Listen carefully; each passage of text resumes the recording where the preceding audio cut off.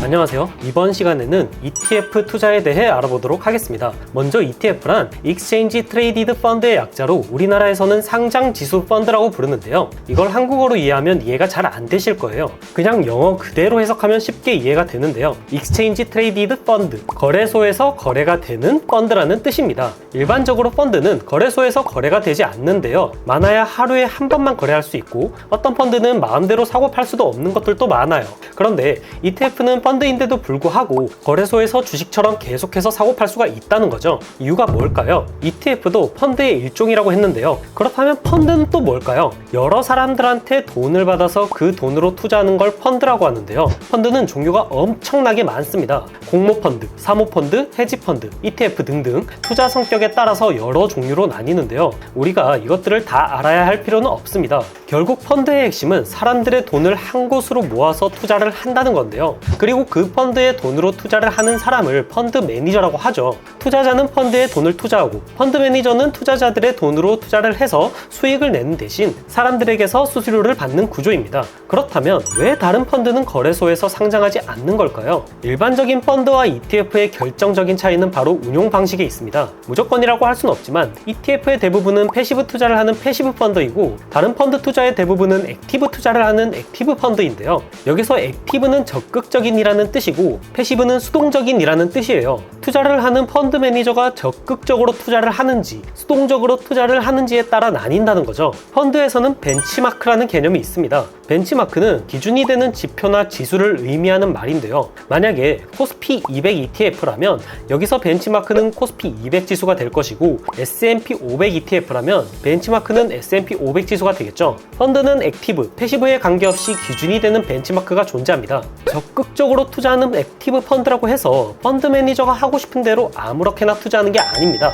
어떤 투자를 할 것인지, 벤치마크는 무엇으로 정할 것인지에 대해서 최소한의 컨셉이나 설명은 있다는 거죠. 여기서 차이는 액티브 펀드의 목적은 벤치마크를 초과한 수익률이고 패시브 펀드의 목적은 벤치마크와 동일한 수익률이라는 건데요. 예를 들어서 두 펀드가 모두 코스피 지수를 벤치마크로 잡고 투자한다고 하더라도 패시브 투자 같은 경우는 그냥 코스피가 오르고 내리는 만큼 펀드의 가격도 맞춰서 움직이는 게 목적입니다. 그런데 액티브 투자는 코스피 상승률보다 더 높은 수익이 목표라고 볼 수 있는데요. 그게 가치 투자가 됐든 아니면 테마주 매매가 됐든 간에 펀드 매니저의 주관이 상당히 많이 들어간다는 거죠. 즉 액티브 투자는 벤치마크가 같다고 하더라도 펀드 매니저에 따라 수익률의 차이가 심한 반면에 패시브 투자는 큰 차이가 없다는 건데요. 대부분의 펀드 매니저는 액티브 펀드를 운영하고 싶어 합니다. 당연하겠죠. 펀드 매니저는 학벌은 기본이고 금융업계에서 경력도 쌓아야 합니다. 그 사람들 중에서도 소수의 엘리트만 펀드 매니저가 되는 건데요. 당연히 투자에 대한 자신감도 넘칠 겁니다. 그렇기 때문에 이 펀드 매니저들은 시장 수익률보다도 높은 수익률을 낼 자신이 있으니까 펀드를 만들어서 받은 돈으로 적극적으로 투자를 해서 수익을 내고 그 대신 사람들에게서 수수료를 좀 더 받는 구조인데요. 내가 더 많이 벌게 해줄 테니까 대신 수수료도 더 받아가겠다는 거죠. 반면에 ETF는 애초에 목표 자체가 다릅니다. 그냥 벤치마크와 최대한 같은 움직임을 보이는 게 목적인데요. 그런데 이 지수라는 건 시장에서 보여지는 숫자일 뿐이지 실제로 판매를 하는 상품은 아니잖아요. 그쵸? 그렇다면 이 수치와 최대한 비슷하게 움직임을 가져가려면 어떻게 해야 할까요? 만약 우리가 S&P 500 지수가 1% 오르면 똑같이 1%가 오르고 1%가 내리면 똑같이 1%가 내리는 포트폴리오를 만들려면 어떻게 해야 할까요? 가장 확실한 방법은 S&P 500 수치를 계산하는 공식과 똑같이 종목을 매수하면 될 겁니다. S&P 500은 스탠다드 앤 푸어스가 선정한 500개의 대형 기업들의 시가총액을 모두 더한 다음에 재수라는 특정 수치로 나누는데요. 단순하게 현재 시점에서 시가총액 비율대로 산다면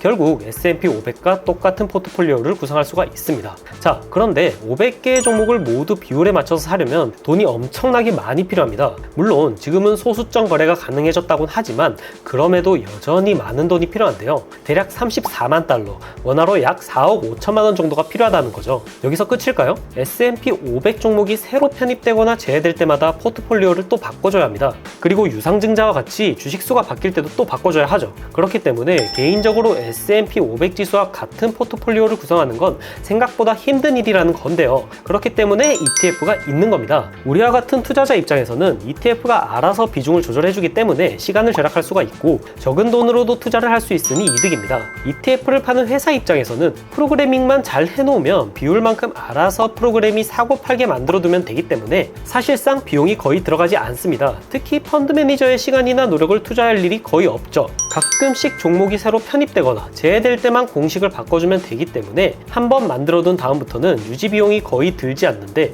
엄청나게 많은 사람들이 수수료를 주기 때문에 펀드 회사 입장에서도 이득입니다. 서로 윈윈이라고 볼 수 있는데요. 자, 지금까지의 내용을 잠깐 정리해 보겠습니다. ETF가 아닌 보통의 펀드와 ETF를 나누는 기준은 운용 방식이라고 할 수 있습니다. 액티브인지 패시브인지 판단해서 나눌 수 있는데요. 액티브 펀드의 목적은 벤치마크보다 높은 수익률입니다. 하지만 목적일 뿐이지 실제로 높은 수익률을 보이지는 않습니다. 펀드 매니저에 따라 수익률의 차이가 크다는 거죠. 반면에 ETF는 벤치마크를 추종하기 때문에 수익률의 차이가 크진 않는데요. 반면에 ETF는 벤치마크를 추종하기 때문에 수익률의 차이가 크진 않습니다. 그리고 액티브 펀드는 그만큼 펀드 매니저의 시간과 노력이 많이 투입되기 때문에 수수료가 비싼 편이고요. 패시브 투자는 반대로 저렴하겠죠. 결국 액티브 펀드는 펀드 매니저가 주관적으로 투자 결정을 하기 때문에 투자자의 결정권은 적고 펀드 매니저의 결정권이 큽니다. 반대로 패시브 펀드는 펀드 매니저의 결정권이 적고 투자자의 결정권이 크다고 할 수 있겠죠. 그렇기에 투자자 입장에서 생각해 본다면 투자를 할 시간도 없고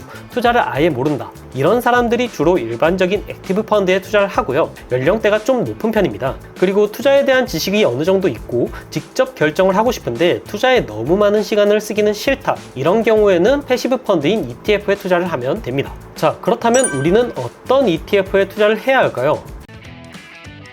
부자 프로젝트에 참여하실 멤버를 모집합니다. 부자 프로젝트는 노후 걱정 없이 원하는 인생을 살 수 있도록 투자 계획을 세우고 실천하는 방법을 알려드리는 프로젝트입니다. 참여하시는 분들은 본인의 수준에 맞춰서 제가 직접 1대1로 간단한 교육을 해드린 후에 정보를 공유하고 응원과 소통을 통해 서로 윈윈할 수 있는 투자 커뮤니티에 참여하셔서 좀 더 쉽게 목표 금액을 달성하실 수 있습니다. 프로젝트에 대한 좀 더 자세한 내용은 전자책에 들어가 있으니까 궁금하신 분들은 전자책을 받아보셔서 읽어보시길 바라겠습니다. 커뮤니티에 참여하지 않고 개인적으로 배우실 분들이나 다른 궁금하신 것들도 댓글에 있는 링크로 연락 주시면 제가 아는 선에서 최대한 도와드리도록 하겠습니다. 그럼 저는 다음 영상으로 찾아뵙도록 하겠습니다. 시청해주셔서 감사합니다.